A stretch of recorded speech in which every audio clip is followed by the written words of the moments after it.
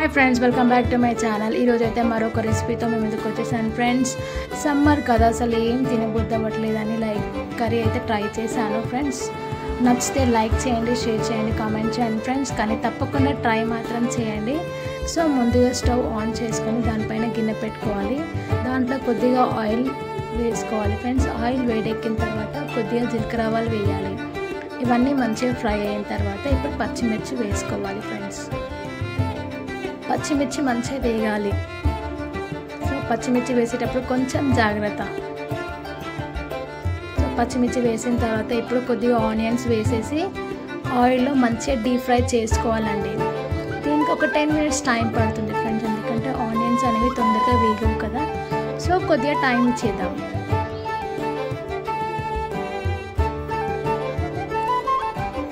ఇవన్నీ మంచిగా ఫ్రై అవ్వాలి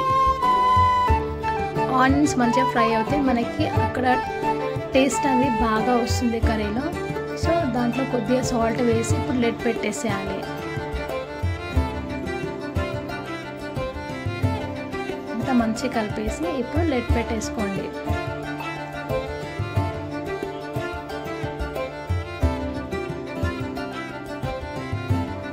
మనకైతే ఒక 10 minutes అయితే టైం పడుతుందండి ఆయిల్ ఫ్రై అవ్వడానికి ఆనియన్ ఫ్రై అయిపోయింది కదా ఇప్పుడు దాంట్లో కొద్దిగా అల్లం వెల్లిగడ్డ పేస్ట్ వేసుకోవాలి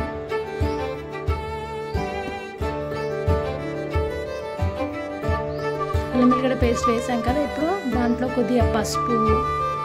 సరిపడా కారం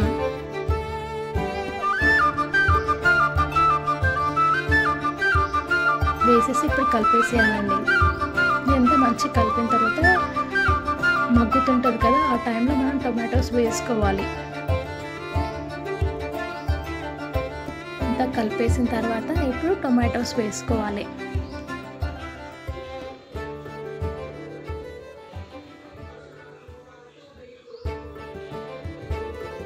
టొమాటోస్ వేసుకొని కొద్దిగా కొత్తిమీర కరివేపాకు వేసి మంచిగా ఫ్రై అవ్వనివ్వాలి టొమాటోస్ ఇదంతా మంచి మగ్గింది అనుకో ఆయిల్లో మనకి కర్రీ అనేది టేస్ట్ బాగా ఉంటుంది అండ్ ఫ్లేవర్ కూడా బాగా వస్తుందండి సో ఇదంతా మంచిగా కలిపేసి ఒక 5 to 10 minutes మనం మంచిగా ఫ్రై అవ్వనివ్వాలి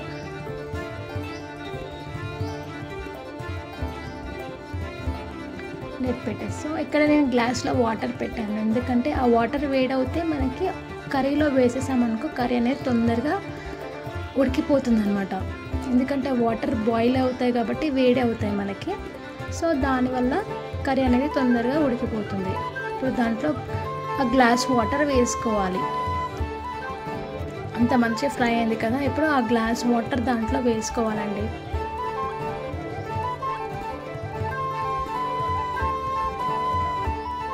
సో ఇప్పుడు అంతా మంచిగా కలిపేసి మనం ఇప్పుడు దాంట్లో అదంతా ఉడికిపోతుంది కదా ఇప్పుడు దాంట్లో ఒక్కొక్కటిగా ఎగ్స్ బ్రేక్ చేసి దాంట్లో వేసుకోవాలి సపరేట్గా ఎగ్స్ అన్నీ బ్రేక్ చేసేసి సపరేట్గా వేసుకోవాలి కర్రీ అప్పుడే కలపకూడదండి ఎందుకంటే ఎగ్ అనేది సపరేట్గా ఎవరి ఎగ్ వాళ్ళకి వచ్చేసి నేనైతే 4 eggs తీసుకున్నాను 4 members అనే వాళ్ళు ఈజీగా తినొచ్చు ఆ ఎగ్ కర్రీ సో నేను 4 eggs వేస్తున్నాను ఫ్రెండ్స్ చూడండి ఇక్కడ నేను ఆమ్లెట్స్ సపరేట్గా వేస్తాను కదా అలానే వేస్తున్నాను కర్రీలో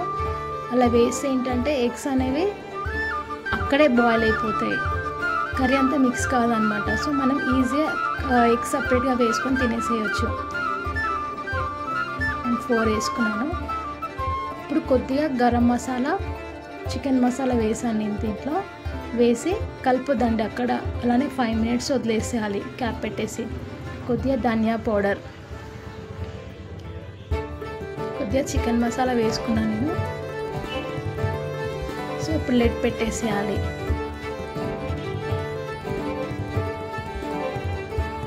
చూడండి ఏ ఎగ్ సపరేట్గా ఉడుకుతుంది కదా ఇదంతా ఒక 5 to 10 minutes మంచిగా బాయిల్ అవ్వనివ్వాలి